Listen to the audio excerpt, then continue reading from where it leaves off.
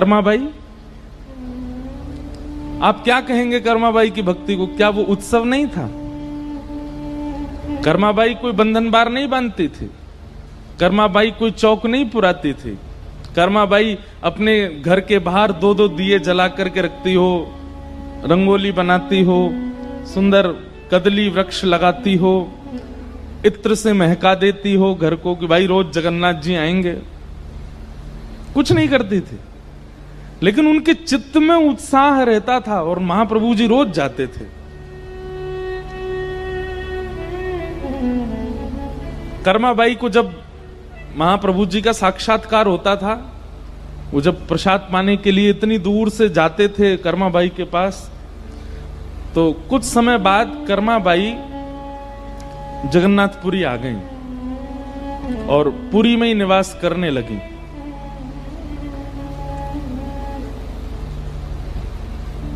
तो आज भी ऐसा नियम है पुरी में कि महाप्रभु जी की अगर सेवा में विलंब होता है ना, मतलब रोज के कुछ ना कुछ सेवा, कुछ ना कुछ उत्सव के क्रम ऐसे होते हैं कि महाप्रभु जी का प्रसाद बहुत विलंब से चलता है। मैं बता रहा था, जिस दिन मैं यहां आया हूं उस दिन ठाकुर जी का एक प्रसाद तो सुबह 4 बजे लगा होगा, 3 बजे लगा होगा, इतना विलंब हो जाता है। विशेष महोत्सवों पर तो बहुत विलंब हो जाता है। तो जब कर्माबाई जगन्नाथपुरी पहुंच गई तो वहां पर वो विचार करती हैं, अब यहां हम क्यों बनावें, यहां तो इतनी हंडियों में प्रसाद बनता है, महाप्रभु जी पाते ही हैं।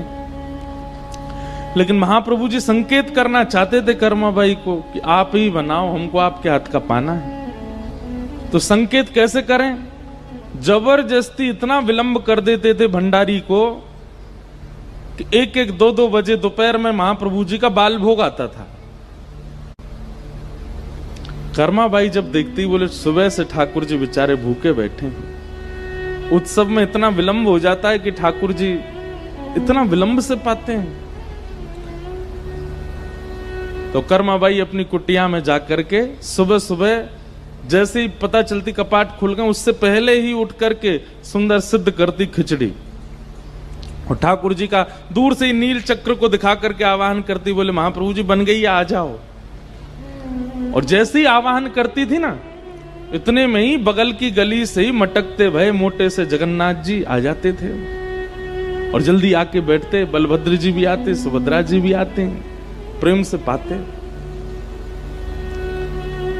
जो क्रम कर्माबाई अपने घर पर कर रही थी, वो क्रम पुरी में जाकर के किया, वहां भी महाप्रभु जी आते थे।